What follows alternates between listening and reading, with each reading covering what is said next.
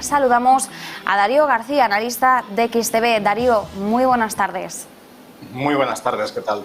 Darío, ¿cómo has visto la sesión de hoy, teniendo en cuenta el entorno en el que nos estamos moviendo? Seguimos viendo un pesimismo notable en Europa. Además, teníamos esa confianza de los inversores en Alemania que se ha mermado respecto a los últimos años. Nos lo indicaba así la encuesta de la firma ZEW.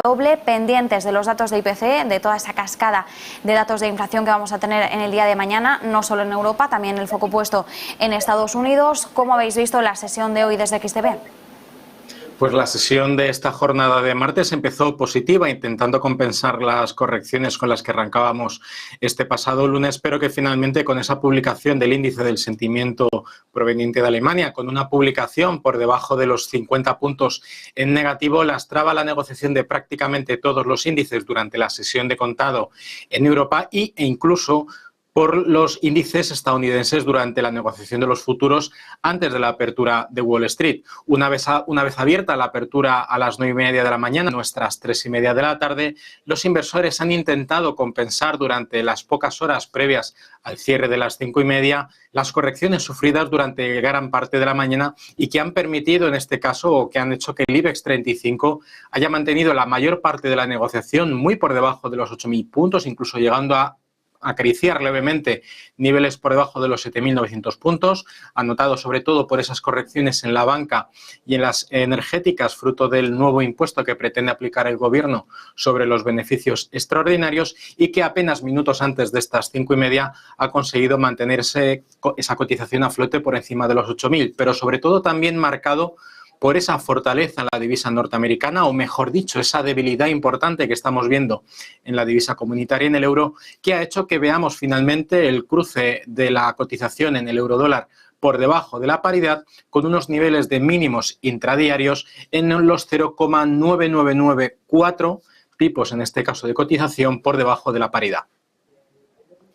Darío, mencionabas el caso de los bancos y de las energéticas, de cómo han reaccionado. Es cierto que la verdad es que la cotización ha sido muchísimo peor a mediodía, nada más anunciar Pedro Sánchez esos dos impuestos extraordinarios para los bancos y para las energéticas. CaixaBank, por ejemplo, ha llegado a caer, yo diría que casi un 13%. La última vez que lo vi estaba en 12,8 a mediodía. No sé si ha llegado a tocar el 13% de retroceso, pero parece que se ha relajado un poco, no mucho, la situación en su cotización de cara al cierre. Finalmente ha cerrado con un 8,3% de caída, Sabadell un 7% y Bankinter un 4%. Sin embargo, en las energéticas tampoco hemos visto caídas tan profundas como el sector bancario. Sí que es cierto que Repsol ha caído un 5% al cierre, pero por ejemplo hemos tenido, en el caso de Iberdrola, una caída, por ejemplo, de tan solo el 0,5%.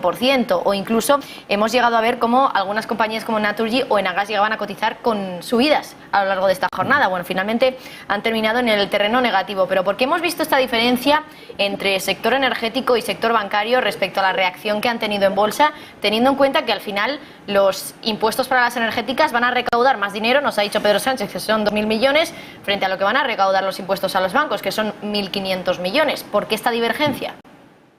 Pues principalmente porque las energéticas tienen una recurrencia de ingresos y de beneficios mucho más estable. Por lo tanto, era previsible que el Gobierno apuntara unos impuestos que gravaran, en términos nominales, mayor importe de esos beneficios extraordinarios de las energéticas, que también tienen menor margen de maniobra. Es decir, es mucho más difícil ver, por ejemplo, a una energética provisionar impagos o provisionar deterioros de valor que una entidad bancaria que precisamente depende de la estabilidad y de la calidad crediticia de sus clientes para mantener estos ingresos. Recordemos que los resultados de la banca durante los últimos trimestres han sido extraordinariamente buenos porque tenían una enorme provisión de impagos que finalmente, al no realizarse, por no tener precisamente estos impagos a los niveles que había estimado la banca, suponen un ingreso extraordinario que precisamente es lo que pretende gravar en este caso el Gobierno. Y dentro de la banca, siendo la más perjudicada, son los tres bancos con mayor actividad dentro del territorio español, como son el Banco Sabadell,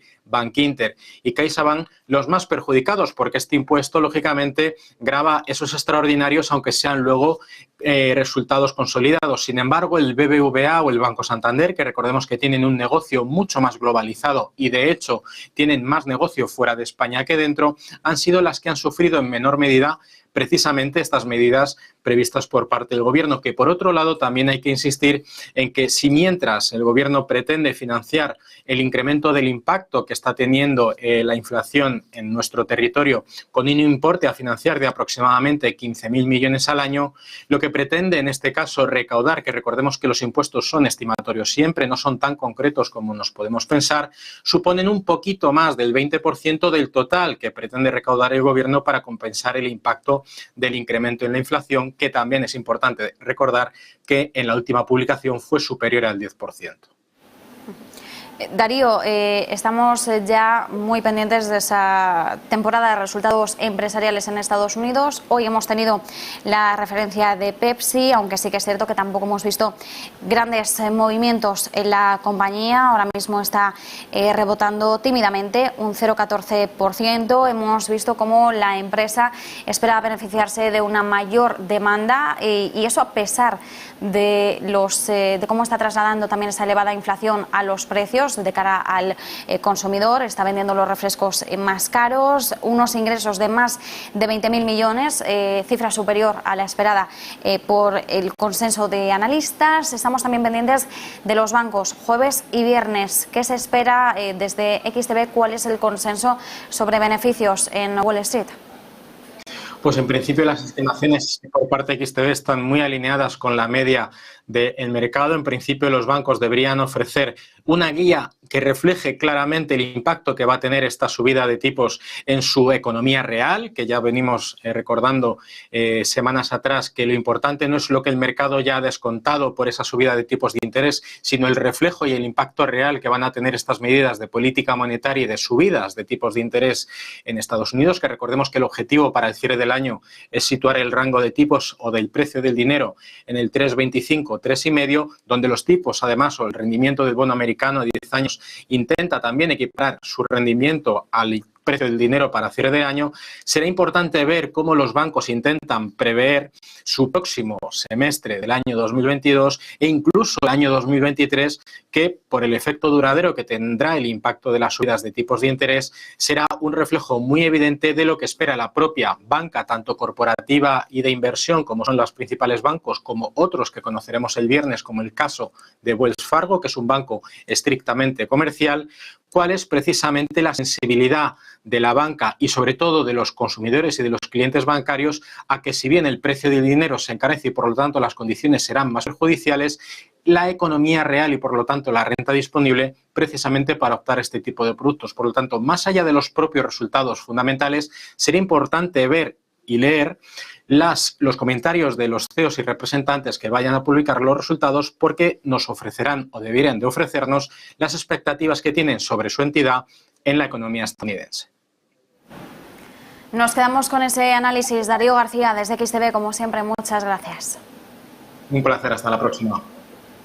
Muchas gracias también a ti,